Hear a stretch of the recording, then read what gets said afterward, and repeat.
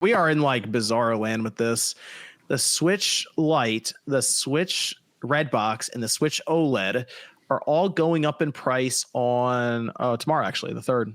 Sunday, start the week, I guess, there, the fresh week there, with new pricing where the Switch Lite's gonna be $230, and then everything else moves up either $40 or $50. With the Switch OLED, it's gonna be $400 for a Switch OLED. It's a great which deal. Is crazy. Absolutely insane. Excellent deal. I suggest everyone go buy one. Switch OLED for $400. They, in their financial report that they had, they showed them shipping or selling less than 1 million Switch systems in the last quarter. So they're not even moving many of these anyway. It's just weird. Like, they always have a price cut. Like, the 3DS was cheap when the Switch was out, and like you had those $100 bundles. Yeah, you did. And you could get like a 2DS at that time for like right. And you could get a 2DS at that time for like $50. So this is just kind of crazy. I'm trying to think of the last real big price cut we had on a system brand new that wasn't part of Black Friday or something. And it's been a long time for that. PS4 generation, we had the Slim. I guess that knocked it down from 400 to 300. I'm like, has it really been that long? Maybe. I mean, we haven't had the PS5 go down in price, the Xbox Series, or the Switch ever go down in price.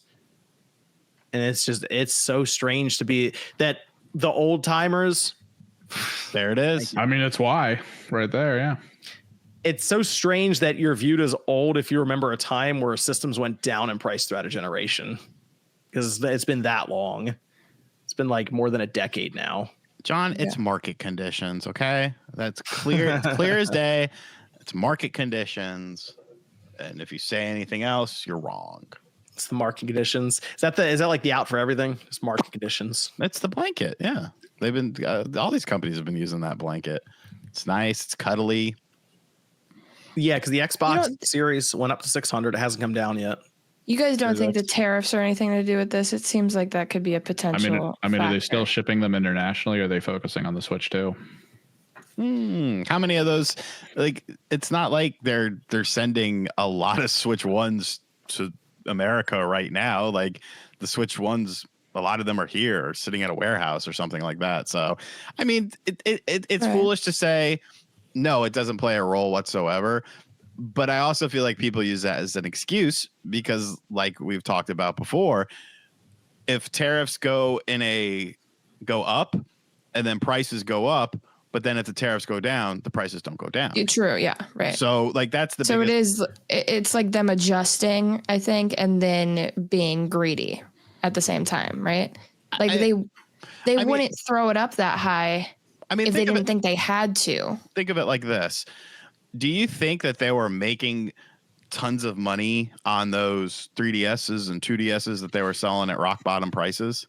Right. No. So exactly. Definitely. Market conditions. That's why I was there.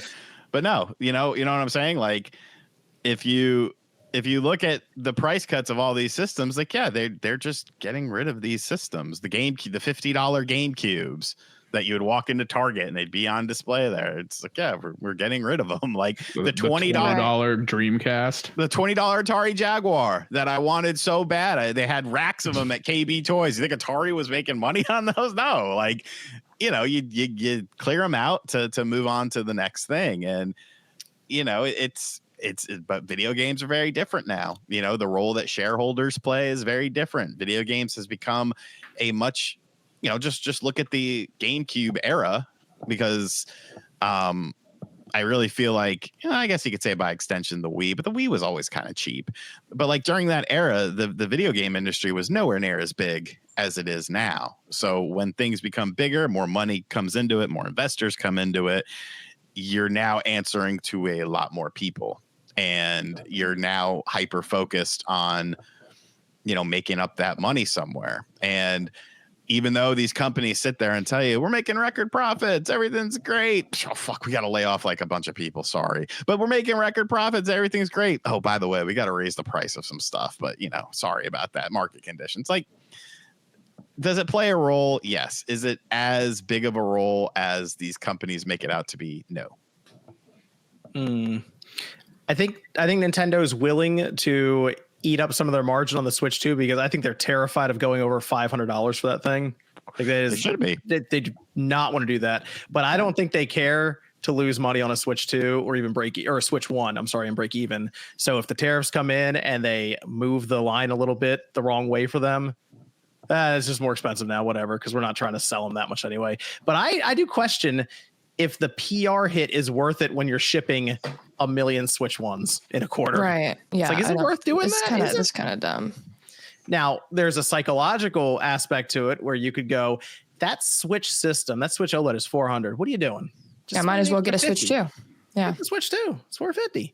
Like there is that as well. So I get it. But the PR hit is crazy because the optics are, I mean, just ludicrous. It's like, hey, this system is 8 years old. Now it's more money. It's like, what? Huh? Right. I mean, you know how Furukawa got his start in Nintendo, right? Financial officer or whatever. He was an accountant. Yeah. That's what you get when an accountant's running your company, people. This ain't no Iwata. Yeah, and then everything. I like all the other stuff. The thing people should be really, you know, what people should be losing their mind over is the potential for a $40 amiibo to get more expensive next week. Jesus, yeah, their amiibo prices are psychotic. Buy those amiibo $100 Joy-Cons, John. That's affecting Switch too as well. Like, yeah, the $100 Joy-Cons are crazy. I'll say that. The problem is you're already seeing, and I know Nintendo is talking about, it's the fastest selling system ever. You know, Mario Kart selling like crazy. That's your initial rush. Okay. Everyone expected that. But how are we looking in a year from now? We already know that, you know, a lot of younger people are not buying video games right now. And why is that? Because everything is expensive. By making your stuff more expensive, eventually you're going to start pricing people out of it. And it's kind of interesting. If you really think about it, it's kind of interesting because it's almost like a shift to how video games used to be, where it was more of a luxury niche sort of thing. Now, during that time frame, like I'm talking like, I remember, you know, when the Sega Saturn came out, it's $400, and some dude like my mom was like a preschool teacher or something like that, and I would like hang out in her classroom before school, and this dude came in there like trying to rizz up my mom, talking about how he got a Sega Saturn. I'm like, what the fuck is wrong with it? I was like 8 or something. I was like, what the fuck is wrong with it? Why are you talking about a Sega Saturn to my mom? Unless you're going to give me that. And then, okay, you know, then we can talk. But, you know, Neo Geo, you know, those systems were expensive. And that's why the video game industry was kind of a smaller thing. And now it's ballooned to this big thing. But now you're getting back to the point of where all of this stuff is so expensive, and the accessibility on the console gaming side of things is becoming higher and higher and higher, and you're pushing these buttons. Now the controllers are super expensive. I mean, even during that time frame, controllers were cheap. No matter what system you got, you were paying $20, $30 for a controller. Now you're paying $100 for a controller, $80 for a game alongside of that. You need some storage medium for that as well, because you got to store these games onto something. I almost feel like you're going to get back to a time frame where the industry starts to shrink, and you'll never see it truly in the statistics, because when you talk about video games, they don't really segment it too much into console, PC, and mobile. They just kind of say everything. Oh, well, all video games are, 70% of them are digital only. They're also factoring in mobile games. They're factoring in PC games with that. I almost feel like the console side of things is going to start shrinking once again, getting back to a point of where people are just going to go and get their entertainment fix somewhere else. Yeah. I wonder like how much of it, like, cause people, every time stuff like this happens, it's like about greed, but I feel like the more times you see like Xbox had to do it, Nintendo has to do it, there's going to be a time probably where Sony has to do something similar. And like, what is that? Like, how do you explain that? Has to? Maybe not has to, but like wants to. Okay. Right. Here's the thing. If Nintendo could charge you $1,000 for a Switch 2 and have it sell, they would do it. Right. You know what I'm saying? They always want more money. Yeah. I get that. I can't be told you have to change the price of this because of market conditions when you're also telling me you're making the best revenue ever.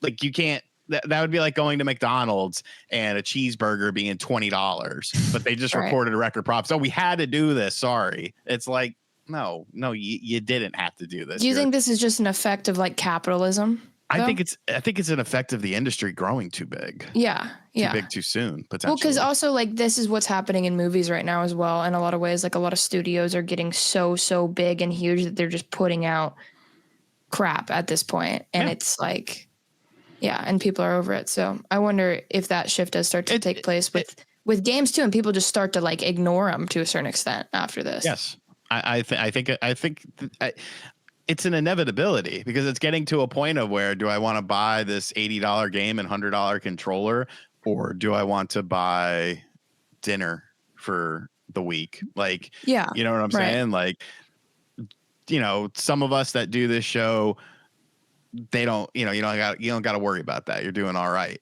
A lot of people aren't doing all right, so your casuals, which is supposedly the most important market for you, they're going to be spending less and less on stuff. They're going to be more selective with games.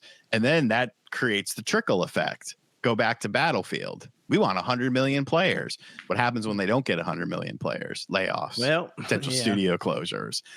So and the pandemic fucked all this up as well, because these companies got in their mind that, everyone's playing video games. It's always going to be like this, and no one's ever going to go do other things.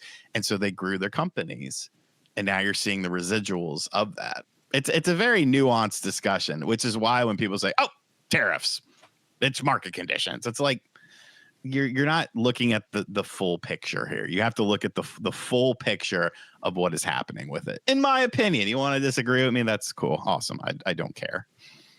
I do want to point out that Nintendo also just kind of laid the groundwork and said that the Switch 2, we're not raising it at this time, but they also mentioned NSO and games. And, oh God. Okay. So they said we're not doing it now, but maybe if we have to in the future due to shifting market conditions, right? I still think the Switch 2 going up in price is Nintendo's last resort, but I'll tell you, no breathing.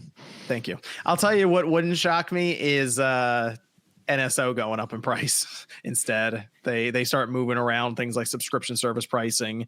I don't know about games. You're already at 80. Like, come on. Are you about to go to 90? About to go to 100? Jesus. Where are we going with that? Crazy. That was actually a bad look for Xbox dropping that game back from 80 to 70, because if it doesn't sell anymore at 70 than it did at 80, they can't be like, let's just put it back to 80. No. It's all their holiday stuff. And that shows you right there. Like, we have to make these games 80. We're sorry. Then everyone's like, I'm not fucking buying this for 80. Don't buy it. Never mind. 70 is cool. We're going to do 70 for all the games this holiday season. Don't worry about it. So you were able to change that quickly. But I thought you needed the 80. So why did you say 80? Mm-hmm. Did you need it? Or did you want it? But that's kind of the trick, because if none of them change their trajectory for sales with the drop in price, then everyone's going to take from that, we could have just been 80 this whole time. Yep. And like, that's it. There you go. It's a ripple effect. People look at the video game industry with a very strange lens, I think, sometimes, and they don't. Like they really just build parasocial relationships with these companies, and these companies. Well, yeah, it's like you feel like they're looking out for you, and it's like they're still a huge billion-dollar company. It's a business at the end of the day. They're there to make money. They're there to make money for themselves. They're there to make money for their growing shareholders. Because the more people that pump money into the company, the more people they have to keep happy. After Xbox moved their Series X up to $600. And the Series S went up to like $380 or something. They were down another 20. They were down another 22% in hardware sales with their most recent report from this last fiscal year, quarter over quarter. So the previous quarter they're down 30%. Then before that they're down like 28%. So we're talking about like smaller and smaller percentages of a number that keeps shrinking. And it's when you see that and it went up to $599. I feel like if you're Nintendo, I think they're gonna do everything they can to not go above $499, or they feel like they have to make it look better, throw more stuff at. Maybe we get like a 2-game bundle for the holidays and it's $550 or something. It's a weird situation because they can't. I'll say this: the margins on the Switch 2 before the tariff stuff is going into effect, slimmer, I think, than people thought. Like it's like single. We're talking for retail, single digit percentages. But look at 20, 25 years ago. Where did you make money, on consoles or on software? On software, yeah. On software. But hasn't Nintendo always tried to make money on their consoles? They do. They try, but this is going to be the situation where they're not going to. And I think they need to more accept that and look elsewhere than just be that stubborn Nintendo of no, we have to make money on this. Furukawa's built different. He's an accountant. He ain't playing no games with y'all people. I know. You need to pay $700 for that shit. You pay $700 for to play your next Mario game. Find that money. It's different for them now because they don't have the DS or 3DS or 4DS to fall back on. You know, interesting. This is their system. Interesting. They don't have that cheaper option to supplement things. Interesting. They have the Switch Lite. That's still considered quote unquote cheap, even at $230. I get it, but the fully functional one that actually switches, like the name implies, starts at $350. Yeah, it's not as cheap as we thought it would be. It's unfortunate.